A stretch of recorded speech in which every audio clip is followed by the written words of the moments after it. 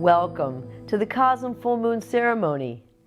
Tonight's program is the 241st consecutive full moon we've hosted since January 2003, when we first held the gathering in our Brooklyn loft to pray for the intention of every friend present and for us all to envision building together a chapel of sacred mirrors, an art sanctuary. To honor this night as a sacred moment, we consider the number 241 in representing our journey together. To consider a symbolic meaning for the 241st CoSM full moon, we add the numbers together, 2 plus 4 plus 1, and designate this full moon a number 7. In sacred geometry, 7 has been considered particularly spiritual. An angel has 7 extensions: a head, 2 arms, 2 legs, and 2 wings. The Bible begins with the 7 days of creation. Alex, tell us why we celebrate at CoSM on the full moon, and then share your thoughts on tonight's theme, liberation. Thank you, Allyson. The full moon is a high tide of the spirit, and April's moon is called the pink moon. Pink moon symbolizes the new energy of springtime. Everything's fresh as tiny buds and daffodils start sprouting. In Greek myth, it's the time when Persephone emerges from the underworld, bringing nature back to life with her mother Demeter. It's actually a great time to let go of something that's been holding you down. Take on the courage of the season. Tonight's moon has also been called the sprouting grass moon, the fish moon, egg moon, and paschal moon, all relating to the theme of rebirth, like Easter, which is tomorrow. Tonight is also a supermoon, meaning that the moon is closer to the earth, so it's bigger and brighter and more spiritually activating. So when we gaze at the full moon, we're pulled out of our everyday thoughts and return to wonder. Symbolically, the circle or sphere is the geometry of oneness, the shape of the soul. And the full moon is actually a reflecting surface, mirroring the greater light of the sun, just as each of us is a sacred mirror, reflecting the greater light of God.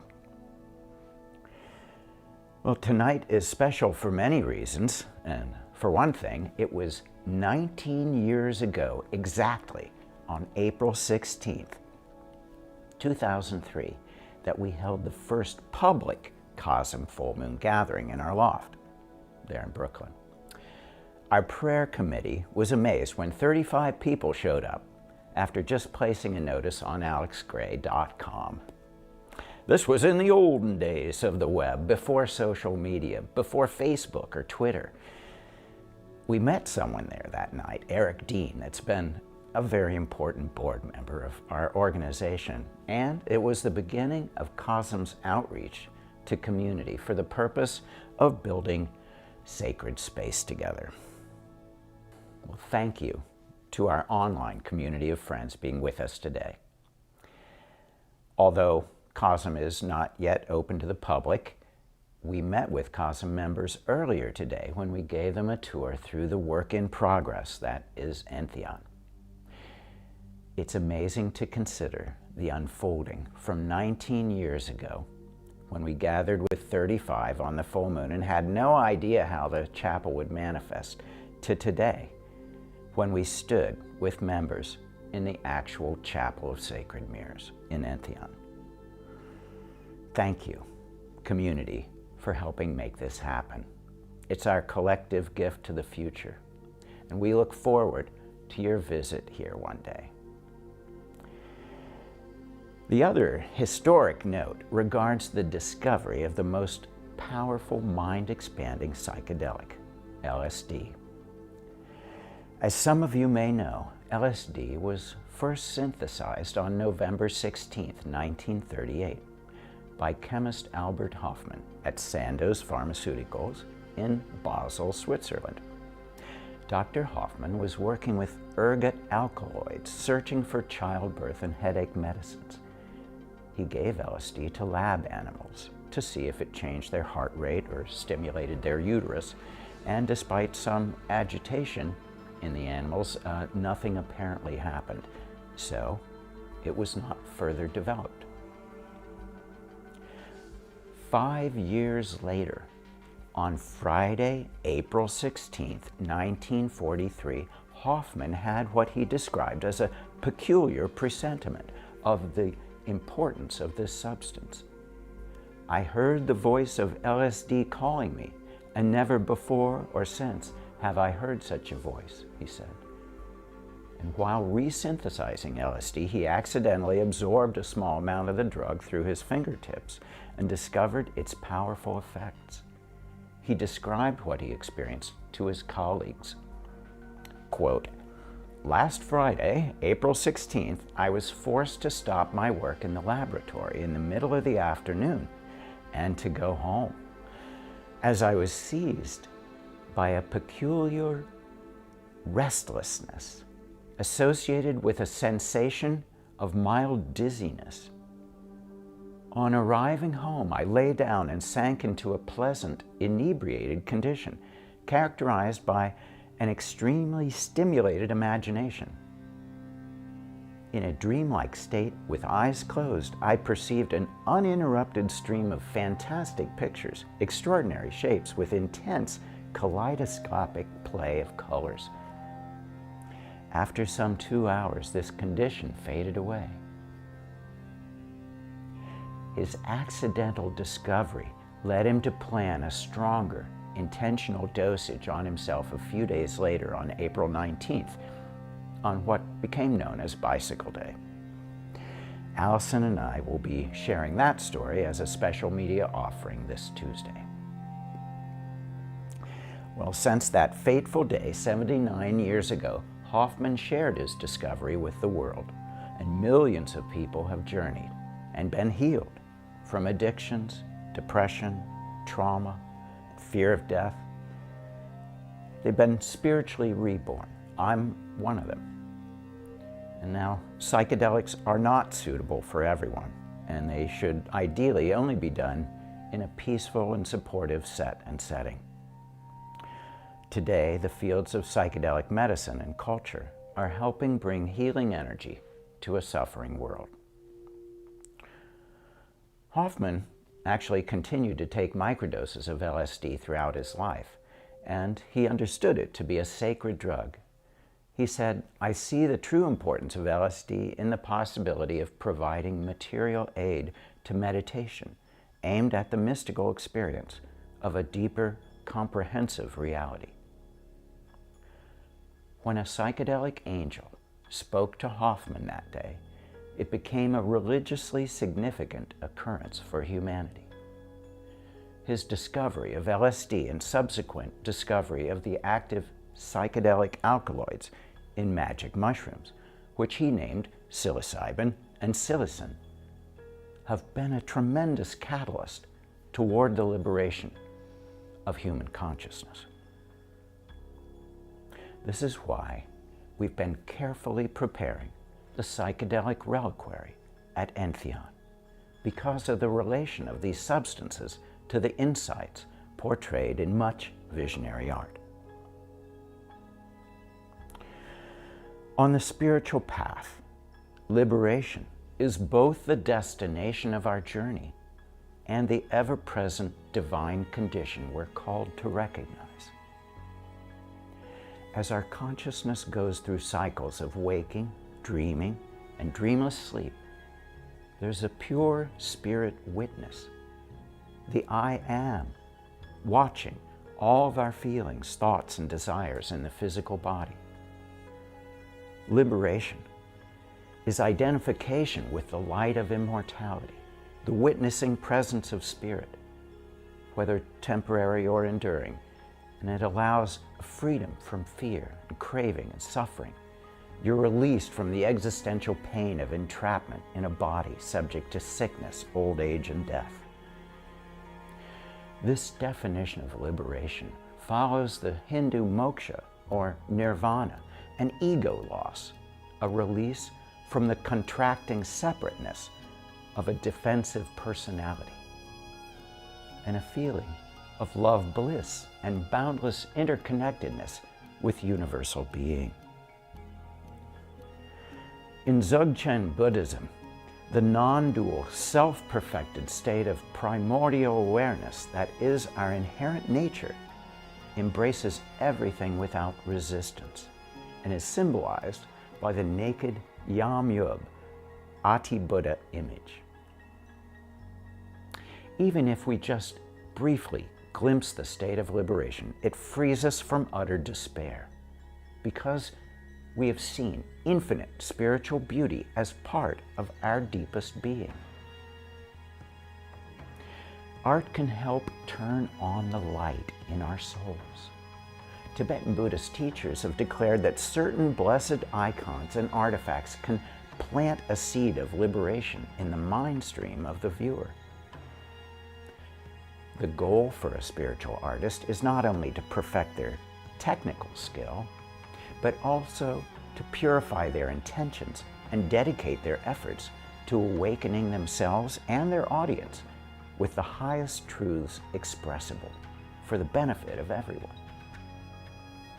The ideal for the visionary artist is to be a faithful witness to what has been seen by their own third eye in heaven, transcribing the intensely liberating psychedelic mystical experience, because these are the most healing visions and may contain medicine for viewers. By sharing the mystical experience through painting, we can provide an observatory for the beyond within. There are now many artists from around the world dedicated to skillfully portraying their highest psychedelic states of consciousness through drawing, painting, sculpture, digital media, and animation. There's an international visionary art movement serving the sacred through creativity and sharing the positive message that mystic unity with the divine is a possibility for everyone. We look forward to featuring some of these extraordinary artists in the All One Gallery at Entheon Sanctuary of Visionary Art, opening later this year.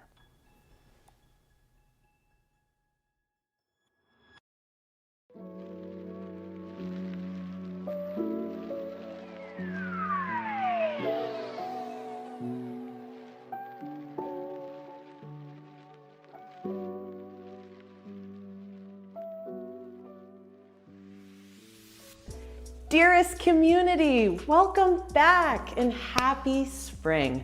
How about them longer days and sprouting buds, am I right? Ugh, I'm about it. Spring is nature's way of saying, let's party. So wherever you are, Team CoSM joins you in celebrating the season. CoSM full moon ceremonies feature wisdom, music, animation, and other creative offerings provided by community members. Each month, we focus on a specific theme. The topic for April is liberation, and I'm thrilled to share the features for tonight. So let's begin. Eclectic power pop music project Secret Friend joined forces with animator Micah Buzan to create this music video that follows a journey through an underwater psychedelic wonderland. Let's dive in.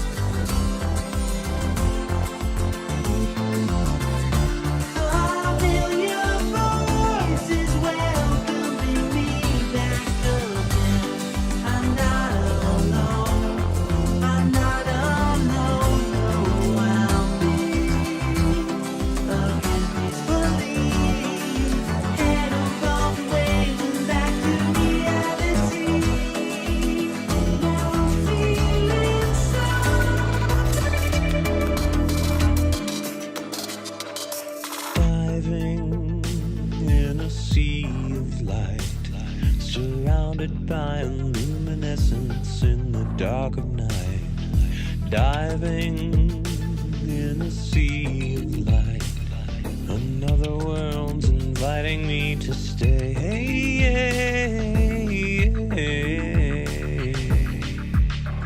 Just a bit longer, then I'll come up for air.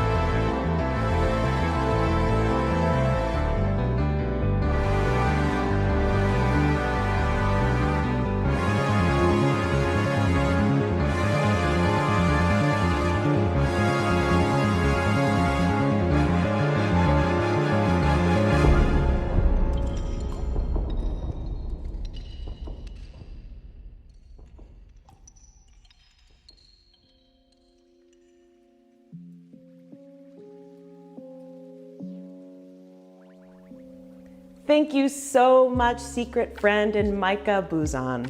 Alex and Allyson recently sat with theologian Matthew Fox. Let's hear what Matthew has to say about the theme of liberation and how it is expressed in Easter Sunday symbolism.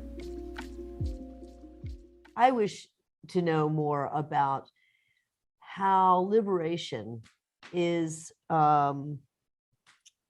perceived through the crucifixion and resurrection of Christ. Well, first of all, I commend you for choosing a theme like that in April for the very reasons you give. You know, that this is the profound moment in Jewish history of Exodus and of being liberated from the slavery of Egypt. There's that wonderful confluence of the Jewish experience and the Christian experience there. And we're always in needing of liberation. Sometimes it's communal, such as Ukraine at this very moment. And sometimes it's deeply personal, people who fall into addiction, for example, or any other habits that are self-destroying. We all hope that liberation is on the horizon, or it is possible, and so forth. So, but as far as the Christian religion goes, of course, the Good Friday, the crucifixion of Jesus, remember, was a very, very political act. He was killed by the empire. Jesus had done enough outspoken resistance to the empire, such as throwing over the tables, the sales that went on in part of the temple, that things got into disturbance. And this was a threat to the emperor's man, Herod, and it was a threat to the priests who ran the temple. So Jesus was not in a very good place. And of course, his teachings had been building up, that he had been taking on some of the culture's values and disagreeing with the culture's values.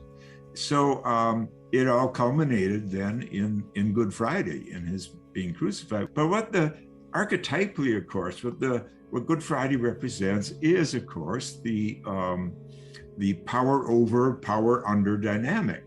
It's domination. That's what the empire represented then, and empires still represent that today. So it's, again, a familiar story, a deja vu, really, that empires try to kill good people as a rule, but again, that's what Easter means. And 3 days later, that the idea that Jesus resurrected is a deep story, that empires don't have the last word, that death does not have the last word, that hope has the last word. And it is liberation. It is another Passover. It taps into that very same energy, because it's carrying us beyond fear, beyond the fear of death. And once you move beyond that, life really opens up for you. And then you want to ask, what can I give back? And Otto Rank, defines the artist as the one who wants to give back a gift. That the artist is aware of death. We're all aware of death. So what's life about? It's about leaving gifts behind. And we call that art. That's Rank's interpretation, because he very much focuses too on the issue of death and how we move beyond it. So that's how I would see the liberation that's promised in Passover season as Christians undergo it, the Good Friday and in the Easter Sunday. But I'll say a word about this. It's so interesting to me because there's something very shamanistic about it. The story is that on Saturday, after Jesus had died, before the resurrection, that Jesus visited the dead. And I think that's very shamanistic, and even how it's told that he visited the dead and all the previous generations and so forth. So there's a lot of shamanism in Christianity that has been missed by a lot of people. I did a dialogue a few months ago with a Buddhist teacher in Isaguradi in Berkeley on shamanism and Buddhism and shamanism and Christianity. And that was one thing that really came out for me, that even the story of Holy Saturday is a story of shamanism. And there are many stories, of course, of Jesus acting like a shaman, calming the waters and the wind and all that stuff, and going out into the desert for 40 days with the animals and everything. So there's a lot of richness there too, in the Friday, the Saturday, and the Sunday, the Easter. Thank you for the insight, Matthew Fox, and happy Easter to all who are celebrating tomorrow. Keep an eye out for the release of Alex and Allison's full discussion with Matthew coming soon. And remember to check out all of this month's featured artists when you visit the links in the video description. CoSM friend, nature cinematographer, and fantastic fungi director Louie Schwartzberg offers an exciting lens into the beauty of pollination. Take it away, Louie.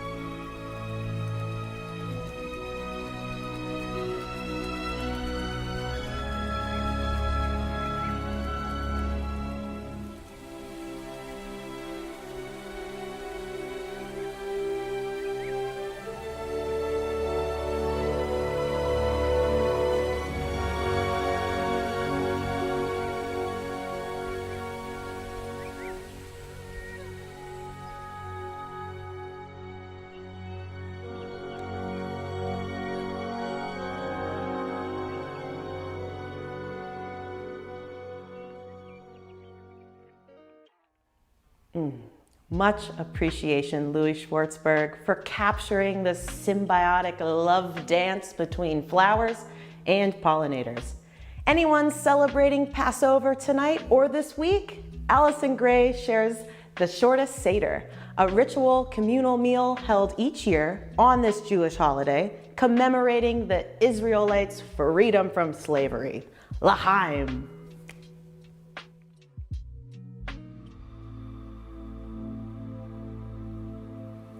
Liberation is the theme for the April full moon, when plants and creatures leave their hibernation cocoon.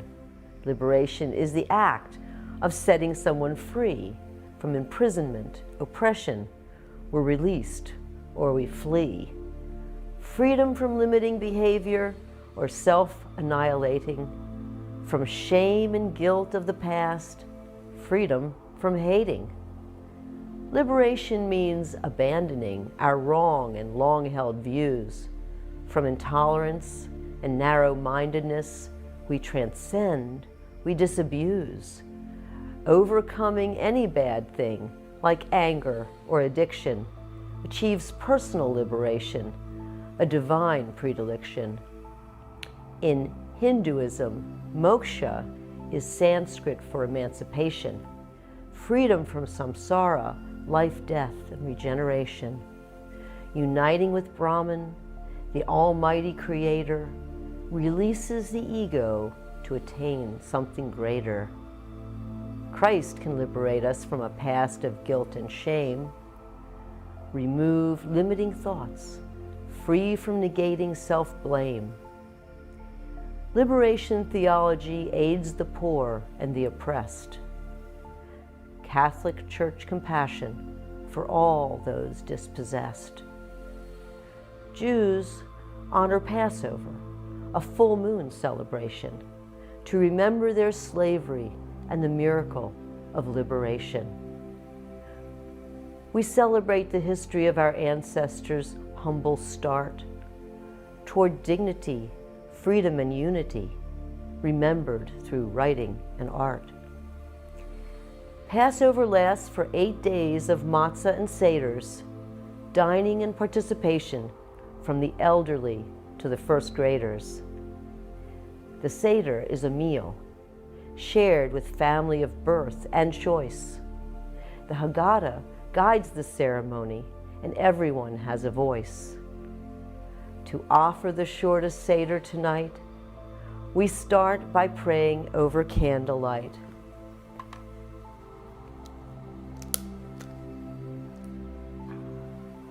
Baruch atah Adonai, Eloheinu melech haolam, asher kiddushanu b'mitzvosav v'tzivanu lahadlik ner shel Pesach. Blessed is the Almighty Creator of the universe, who sanctified us with commandments and commanded us to kindle the lights for Passover. After candle lighting, for the shortest seder, 2 basics really matter. Summarize the book of Exodus and explain what is on this food platter. The story of Exodus. Joseph was the first Jew in Egypt, thrown into a slave caravan. 11 brothers despised the colorful coat and pridefulness of this man. Imprisoned, Joseph read Pharaoh's dreams and became the wisest of viziers. Joseph's 11 brothers moved to Egypt to be together for all their years. Joseph's children and grandchildren, and their great-grandchildren too, thrived until a new Pharaoh feared their might and enslaved every Jew. For 400 years, Hebrew slaves survived, families multiplied, community grew. Again, a new Pharaoh feared their might and decreed an affliction for the Jew. Midwives were commanded to kill Hebrew boys at birth. Baby Moses was saved in a boat basket of reeds, tar, and earth. Pharaoh's daughter, bathing, spotted his basket floating by in the river. Mother and sister, watching from shore, offered to nurse and be his caregiver. So Moses was raised in the palace, with Hebrew family by his side. Considered neither Egyptian nor slave, his conflict was hard to abide. One day, youthful Moses on the terrace looked beyond the palace front stair. He saw a taskmaster beat a Hebrew to death, a sight that he could not bear. Moses leaped off the deck with his staff and killed the wicked taskmaster. Now who would trust this adopted Jew? Better run or face certain disaster. While shepherding in a meadow, Moses saw a bush all in flame. A voice from within this burning bush spoke to him. He heard his name. "Take off your shoes and pray," said the voice. "This land is holy ground." "Who speaks to me?" said Moses, from this apparition so profound. "I am," replied the voice that burned, not consuming the tree. "You must return to Egypt, liberate your people, set them free." "Yours will be my people, Moses, those who sing my praise. Brother Aaron will speak for you. I am with you for all your days." Back to the palace, after long away in the hills, Moses approached the Pharaoh. "Let my people go," Moses said, a demand he made, straight and narrow. Pharaoh refused, so Almighty told Aaron his stick could become a snake. Pharaoh's sorcerers matched that skill. No freed slaves for your God's sake. Almighty turned water into blood, then a frog plague, then lice, and then flies. Pharaoh saw all the devastation and grief. He heard the people's cries. Livestock pestilence swept the land. Human skin was afflicted by boils. Fire and hail rained down from the skies. Locusts ate what was left of the spoils. Darkness fell thick both day and night. Pharaoh's heart was dry. The final plague warning was soundly ignored. Firstborn sons of Egypt would die. Jews were told to sacrifice a lamb and mark with its blood on their door. The angel of death would pass over their house. God was with them. Fear no more. When Pharaoh lost his son and heir, his boundless agony prevailed. He demanded the tribes of Adonai leave, knowing that his God had failed. The Hebrew people were ready. Now was the time to mobilize, to pack up their families and livestock. No time for the bread to rise. When on their way, the Israelites, now freed from bondage, they fled. Pharaoh then up and changed his mind and sent troops to retrieve them instead. The Red Sea ahead, troops advancing behind. What was Moses to do? Adonai told him to raise his staff. The water would part and let them through. It said that Moses, at the river's edge, was not the first to step in. A young rabbi advanced up to his ankles, his knees, his shoulder, his chin. The water came up over his mouth and even submerged his nose. Just when the young rabbi was in over his head, that's when the water rose. Israelite families and livestock hurried across the dry seabed. Behind them came Pharaoh's army. Water crashed in and soldiers were dead. Legions of challenges awaited the freed Hebrews on the other shore. How will they live in the light of God? About that story, we'll not say more. Now, the book of Exodus has been told. there is still one Seder obligation. At Seder, we pray over wine and bread, and 6 foods need symbolic explanation.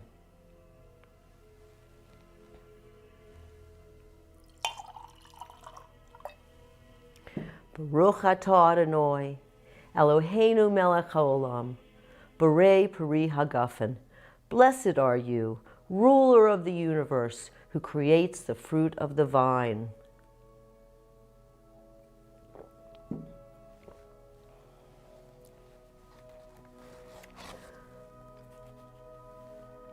Baruch atah Adonai, Eloheinu melech haolam, asher kiddushanu b'mitzvotav v'tzivanu al achalat matzah.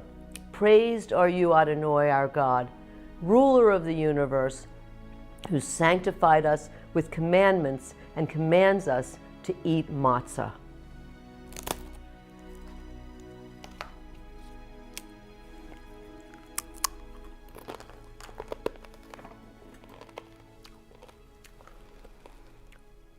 Beitzah is the roasted egg, symbol of birth for the Jewish nation. The egg also represents springtime, new life, and liberation. Moror means bitter herbs. A bite of horseradish alters your senses. Recalling the bitterness of slavery, this herb grows inside garden fences.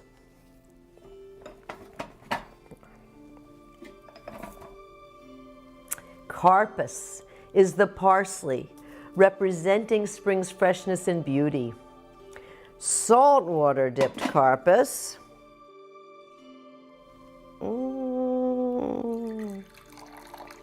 Himalayan. Our tears of torment we eat as a Seder duty.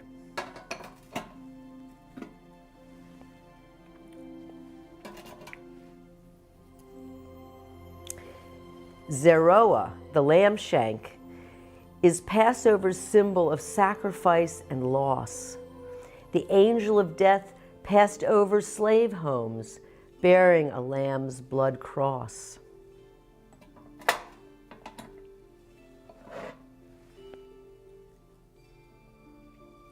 Haroset, of apples, nuts, honey, spice, and sweet wines, is the mortar for brick walls slave built round Egyptian shrines.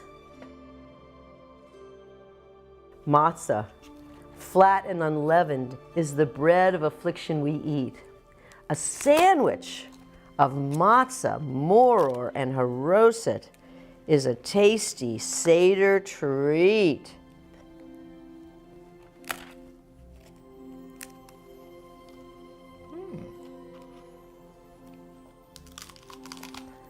At a full Seder, there are games and songs and prayers into the night. For us, the shortest Seder is complete.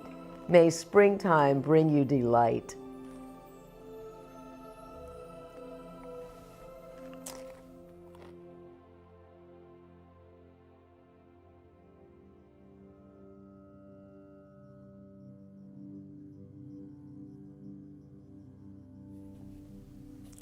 Each month, we're grateful to friends from all over the world who send blessings and declarations to be part of the full moon ceremony.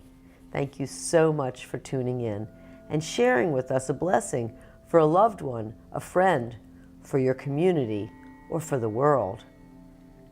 You are invited to send your blessing, your declaration, an intention for the coming month, or a memorial for a loved one to be included in the program. Alexa collects and assembles blessings and declarations on this scroll for us to read, and then we send them all, along with our prayers, to the heavens in flame. Consider sending us a powerful blessing, declaration, or a memorial to be included in the May full moon. Well, here's the scroll. Yeah, there's the scroll. Let's read a few. Emma from New Zealand makes this declaration. Surrendering to love, I lean in. When I feel like I am right where I should be, I praise. My heart opens, my light shines bright, flowing and trusting, forever ready for daily miracles. May we all experience the here and now, unified. Sean in California sends a declaration: to bring forth peace and sanity into my chaotic life of addiction. I will become healthy. I will become fit in the mind, body, and soul, and I will discover love. And Cassandra from Oregon sends this blessing. May we all discover what it means to be authentically human and live in truth, wisdom, connection, and love. Mags in Pennsylvania sends a blessing. May all hearts join this spring in friendship and love. And now, there's the scroll for you to roll up. All right. And we will send these blessings and declarations to the heavens. May these blessings and declarations all be fulfilled.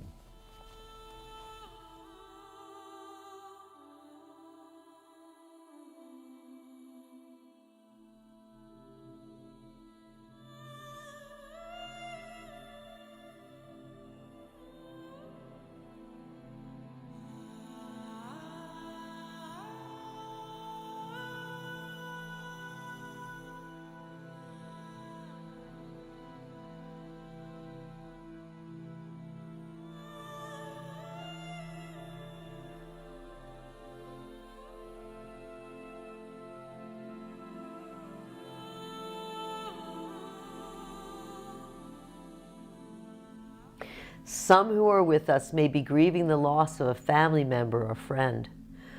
We send our deep condolences to all those who are mourning. We acknowledge the sacred space of sorrow and compassion that we carry for all those suffering on our planet. Remembering the brevity of life, we appreciate the beauty of every precious day. Almighty Spirit, we remember the souls of beloved ones who have passed on. Cherishing them in our heart, they remain close. To evoke their memory, recall their names as we reflect together for a moment in silent prayer, sending a wave of love from our being to theirs.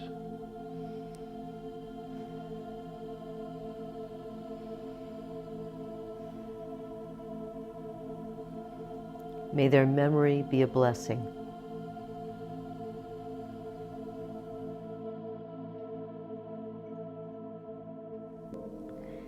Tonight, we may be thinking of loved ones, maybe even ourselves, who might be suffering distress in body or mind.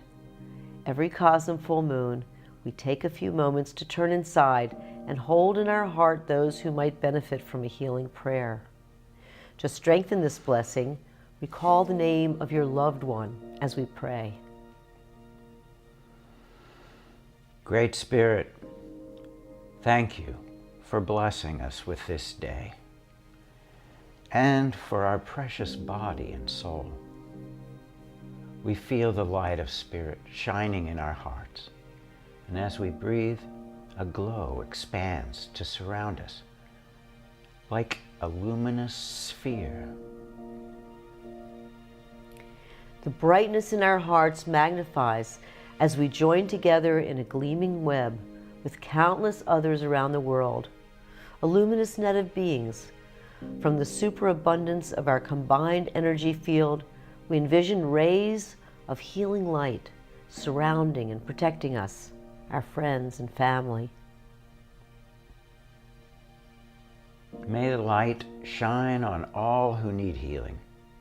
May Spirit renew each soul with creative power to rebuild stronger and weave peace and harmony across the earth. May the water, air, fire, and earth be purified, and the web of life be strong and resilient. Amen. Amen.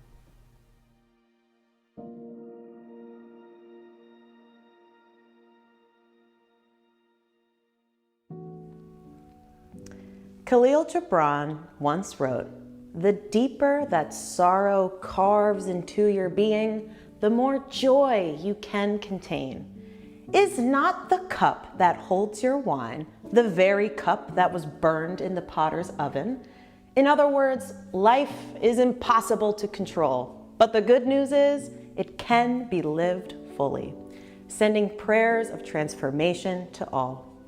Team CoSM is staying busy, and I'll tell you what, April has been popping off.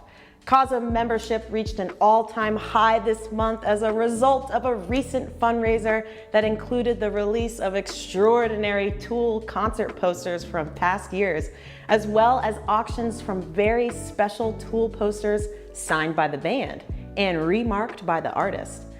The next release of 2022 Tool Tour posters will be on Sacred Mirrors Day, April 21st, with several more by Alex and one featuring the art of Allyson Grey. To stay informed, I strongly recommend signing up for text alerts and our shop newsletter. Links can be found in the chat as well as in the description below. Heartfelt gratitude to every collector who participated in the fundraiser so far. All proceeds from memberships and CoSM Shop fund the opening and completion of Entheon and CoSM's continuing presence and outreach.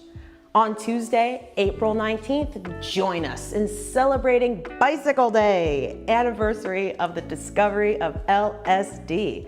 CoSM Bicycle Day includes a video premiere of Alex and Allyson telling the Bicycle Day story, as well as an introduction to some of the relics you will see in the psychedelic reliquary now being installed in Entheon. Have your favorite art supplies handy for the special Bicycle Day feature, highlighting CG animation by contemporary digital visionaries of the psychedelic, curated for the activated imagination. Alex and Allyson will also make a virtual appearance at San Francisco's Bicycle Day celebration. Details for both events are available at cosm.org/events. On Saturday, April 30th, Art Church Members Circle will meet virtually this month on the Black Moon. A black moon marks the second new moon in April. Black moon is a term coined as the flip side of the blue moon, which occurs once every 2 to 3 years, while a black moon occurs once every 29 months. At this auspicious and rare new moon, we will reflect on the archetype of the shadow. Fearlessly bring your whole self, including your shadow, to Art Church, along with your journal and your art supplies to create, liberate, and empower self-acceptance. Sharing your reflections about your art, your intention, and the theme of the new moon is warmly invited. Learn more about CoSM membership when you visit our website. Many blessings and humble bows to everyone. If you've enjoyed tonight's program, we'd love a thumbs up. Hey, if you share with your friends, that'd be pretty cool too. CoSM is grateful for your support during these transformative times. I'll turn it back over to Alex and Allyson for the final benediction. Have a fantastic full moon, and I'll see you next time. Dedication to love. From the core of our hearts, we dedicate ourselves to the complete and full expression of love in all our activities and in all our relationships. Love is the soul's medicine, a refuge in our hearts, protecting us from utter despair. Finding compassion in the eyes of the beloved and in the stranger gives us the courage to endure. May love sensitize us with care and wisdom. May love help heal the sickness and wounds of life. May love enable us to forgive and accept ourselves. May love enable us to forgive and accept each other. May love help us overcome our cruelty and bitterness, our greed and jealousy, our ignorance and delusion. May love rule our hearts and minds, directing us to reach out, doing our best to benefit others, to heal suffering, to give gifts, to create beauty in the infinite network that is our world.